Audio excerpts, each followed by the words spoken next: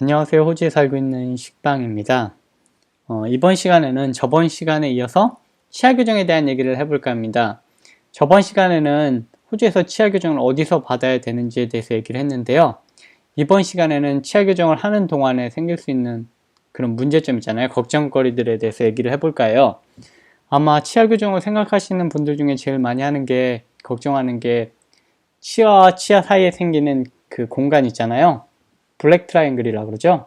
그거랑 그 다음에 치아 교정 중에 잇몸이 내려가지 않을까 걱정을 많이 하시는 것 같은데, 어릴 때 하면은 솔직히 이게 치아 쪽이 발달이 안 돼 있기 때문에, 성장이 안 돼 있기 때문에 잇몸이 좀 이렇게 더 성장이 돼가지고 자라가지고 치아 교정 후에도 건강하게 잘 자리가 잡히고 그러는데, 이제 나이가 좀 들어서 치아 교정을 하게 되면은 잇몸이 내려가는 거는 제가 보기에는 어떻게 막을 수가 없지 않을까 생각이 돼요. 뭐 잇몸이 건강하신 분들은 상관없겠지만 대부분 보통의 잇몸을 가지고 계시고, 아니면 잇몸이 약하거나, 그 다음에 치아 교정을 하는 목적이 원래 치아가 막 너무 모양이 이렇게 삐뚤빼뚤하게 나서 하는 경우잖아요.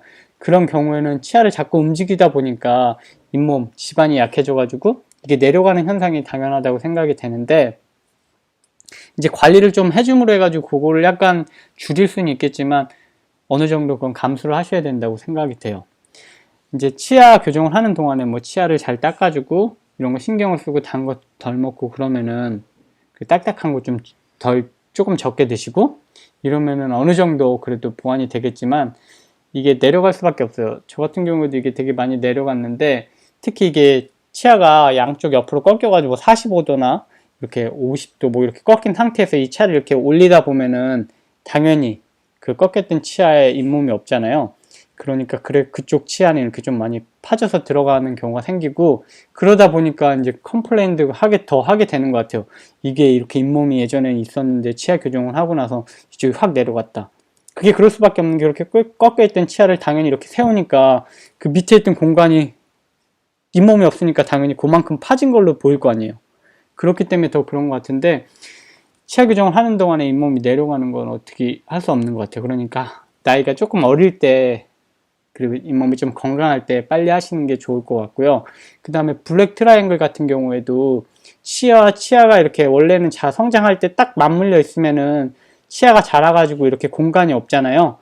근데 이게 나중에 이렇게 막 돌아갔던 치아들이 서로 이렇게 돌려놨을 때 맞는 경우가 드물잖아요. 딱 맞는 경우가.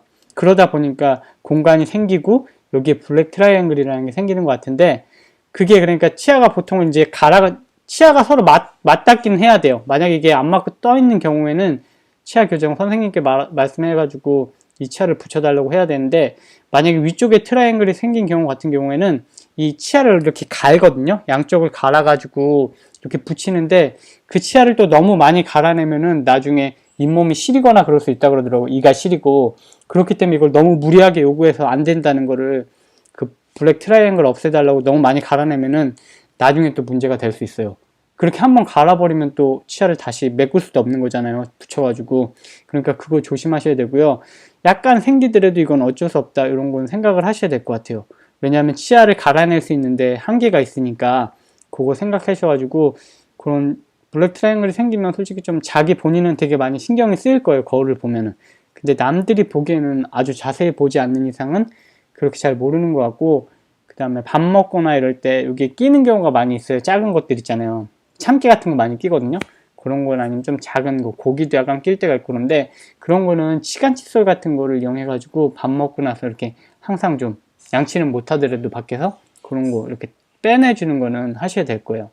그 다음에 이제 치아를 다 교정하고 난 다음에 중요한 게 또 있는데, 나중에 관리를 해줘야 되는데, 이 치아 교정이 끝났다고 다 끝난 게 아니라 관리를 해줘야 되는데, 이런 거, 이렇게 생긴 거를 위에 치아에 껴요.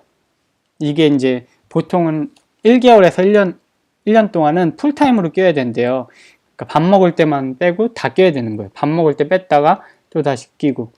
이런 식으로 되어 있거든요. 제가 모양을 살짝 보여드릴게요. 이건 지금 플라스틱으로 된 건데, 와이어로 된 거 끼시는 분들도 있을 거예요. 와이어로 된 거 끼시는 분들은 조금 치아가 덜 움직일 확률이 있는 분들은 와이어를 해준다 그러더라고요. 근데 저 같은 경우에는 이 플라스틱으로 된 거, 이거를 끼는데, 이것도 관리를 되게 잘 해주셔야 돼요. 밥 먹고 나서 양치질 할 때 아침 저녁으로 최소 2번 이상은 칫솔로 이렇게 닦아줘야 된다 그러더라고요. 그 다음에 한국에서는 치약 쓰지 말라 그랬는데 저 같은 경우에는 치약을 묻혀가지고 이렇게 닦아주라고 그랬거든요. 이거 치약 묻혀가지고 이것도 닦아줘야 되고, 그 다음에 그런 거 있잖아요. 잇몸 그 뭐지? 틀니 끼시는 분들 쓰는 약 있잖아요. 그런 거에다가 담가 놓기도 해야 된다 그러더라고요. 그러니까 요것도 또 관리를 매번 해주셔야 되니까 이게 또 그렇고요. 이게 관리를 안 해주면 여기에도 막 이물질이 껴가지고 진짜 잘 닦아줘야 되더라고요. 그거 있고, 그 다음에 또 아래쪽은 그나마 나은 게 요거 와이어. 요거를 붙여주는데 끝나면은 요런 것도 솔직히 평생 붙이고 있어야 된대요. 그러니까 이거 2개 다 평생 있어야 되는 거예요. 그러니까 치아 교정이 끝났다고 해서 다 된 게 아니라 그때부터 더 관리를 잘 해주셔야지 이 치아가 계속 보존이 된다 그러더라고요. 그러니까 치아 교정을 하시려는 분들은 좀 이렇게 내가 끝까지 관리를 할 수 있겠다 이런 마음이 있으시고, 블랙 트라이앵글이나 치아 끝난 다음에 아니면은 잇몸이 약간 내려갈 수 있다, 그런 거를 감안해도 내가 잃어버리는 것보다 얻는 게 더 많다 이러시는 분들한테만 좀 하시라고 권하고 싶어요.